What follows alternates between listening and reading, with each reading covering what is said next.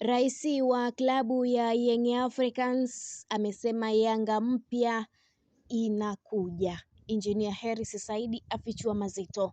Naam, rais wa klabu hiyo ya Young Africans Yanga ambaye pia ni mwenyekiti wa Umoja wa Vilabu Afrika ACA na mjumbe wa kamati ya mashindano ya FIFA Engineer Hersi Said jana amekutana na rais wa klabu ya Sevilla Jose Maria del Nico Carrasco katika kikao kinachotajwa kuwa cha kihistoria kwa mustakabali wa klabu ya Yanga.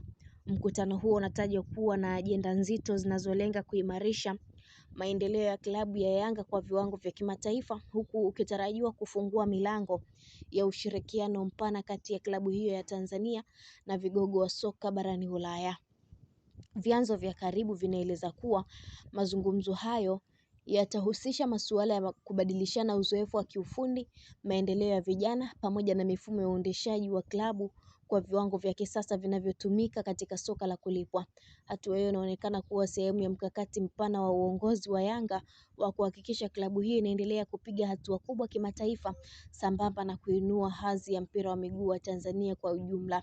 Mbali na kikao hicho, Engineer Hersi Said atapata fursa ya kutazama mchezo wa ligi ya Hispania kati ya Sevilla na Levante utakaopigwa katika dimba la Ramon Sanchez Pizjuan akiwa pamoja na rais wa Sevilla.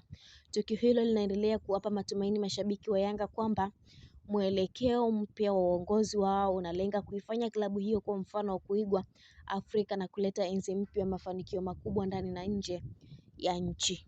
Hii ni Malkia wa Soka, endelea kutufuatilia mtazamaji wetu. Cha muhimu wewe ni kushare, kucomment, kulike pamoja na kusubscribe channel yetu ili uendelee kufurahia taarifa zetu mbalimbali za kimichezo kutokea ndani na nje ya mipaka ya Tanzania.